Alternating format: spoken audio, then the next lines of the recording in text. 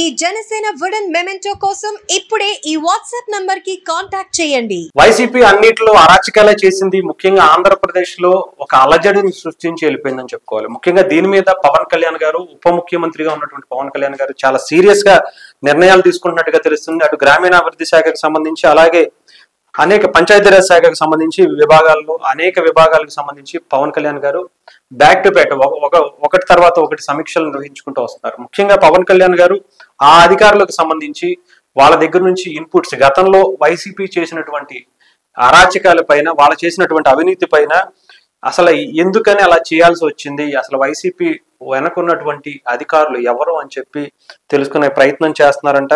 రహదారులకు పనులు ఎందుకు చేయట్లేదు, సమగ్ర వివరాలు నివేదిక ఇవ్వండి అని చెప్పి కోరారంట. అంతేకాకుండా బ్లాక్ లిస్ట్ లో ఉన్నటువంటి గుత్తదారులకు పనులు ఇచ్చి బిల్లులు ఎందుకు చెల్లించారు అంటే, గతంలో 2014 నుంచి 19 వరకు కావచ్చు, అంతకు ముందు కావచ్చు, బ్లాక్ లిస్ట్ లో ఉన్నటువంటి కాంట్రాక్టర్లకు మళ్ళీ వైసీపీ ప్రభుత్వంలో వాళ్ళకి ఎందుకు పనులు ఇచ్చారు, వెంటనే వాళ్ళకి మాత్రమే ఎందుకు బిల్లులు చెల్లించారు, మిగతా వాళ్ళకి ఎందుకు చెల్లించలేదు అని కూడా తెలుసుకునే ప్రయత్నం చేస్తున్నారట.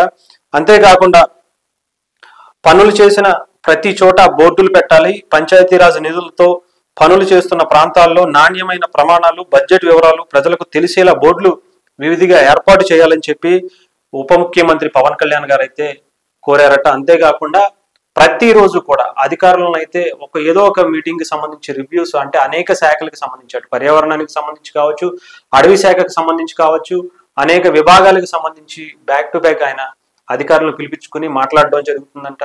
అలాగే మీరు గతంలో చెప్పినట్టుగా మీకంటూ ఒక ఫ్రీడమ్ ఇస్తాను, అది దాటితే మాత్రం ఉపేక్షించేది లేదు అని చెప్పి చాలా సీరియస్ వార్నింగ్ ఇచ్చారంట. అంతేకాకుండా వైసీపీకి సంబంధించి అసలు వైసీపీకి సపోర్ట్ చేసినటువంటి నాయకులు ఎవరు అనేది కూడా పవన్ కళ్యాణ్ గారు తెలుసుకునే ప్రయత్నం చేస్తున్నారంట.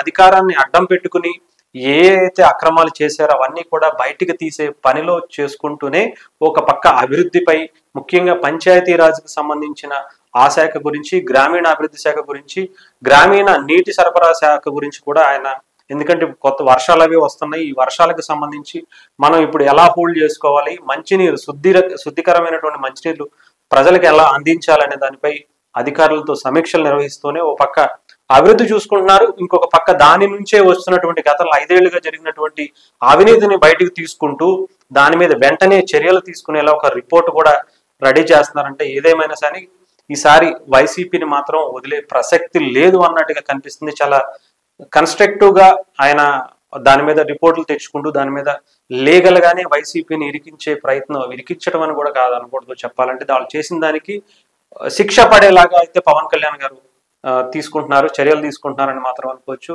ముఖ్యంగా ఇప్పటికే అక్కడ ఉన్నటువంటి ఐఏఎస్ కావచ్చు, అనేక మంది అధికారులకి అటు సెక్రటేరియట్ నుంచి, సీఎంఓ నుంచి కూడా పిలుపు వచ్చిందట. వాళ్ళు ఎవరెవరైతే గతంలో వైసీపీకి సపోర్ట్ చేసిన వాళ్ళు ఉన్నారో వాళ్ళందరినీ ఇమీడియట్ గా ట్రాన్స్ఫర్లు అయినా చేసుకోండి, లేదంటే మళ్ళీ మీరు అదే తప్పు చేస్తాను అంటే మాత్రం మేము ఉపేక్షించేది లేదు అని చెప్పేసి సీరియస్ వార్నింగ్ ఇచ్చినట్టుగా తెలుస్తుంది.